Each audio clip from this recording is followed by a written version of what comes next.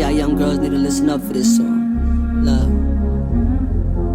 I remember this story, my mama told a lot about this little broken-hearted girl who grew up with a cop. When sexy Lexi was born, her mama never wanted her, abandoned her in a trap, knowing who her father was. She was there for 2 days straight, crying her eyes out. Then an off-duty cop heard some noise, decided to find out. Broke the wood down, climbed in, got her and climbed out. Started to wild out, finally had something to smile about. He was a single, well-paid officer, so luckily he turned the baby in and the judge granted him custody. He looked in her eyes and said, "I'ma name you Lexi." Sexy Lexi smiled as she was used to him by next week. Lexi was set for life. At 7 was on the sports team. Baseball, ponies, Barbie mansions, and girl dreams. Everything a girl could ever want, this little girl seen. But everything changed from age 8 to 14. Started growing the body. Daddy looked at her different, knowing it's not his daughter and he's the only protection. He's sticking, smoking, and sniffing. Beers all over the kitchen. A private house in the woods so we knew nobody would listen. Sexy Lexi was sleeping. Beautiful Puerto Rican girl with this white cop. Pops walking around creeping. He turned the knob on the door.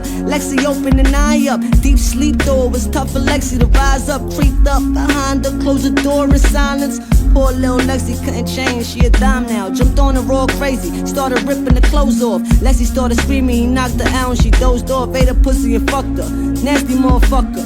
She was only 8. There was blood all over the covers. He hid it in all positions and did himself in the kitchen. Lexi woke up and knew her innocence was missing. Blood all over the floor, there was blood all over his balls. Nigga blew his brains out, there was blood all over the walls. Lexi could barely walk, called the cops, could barely talk.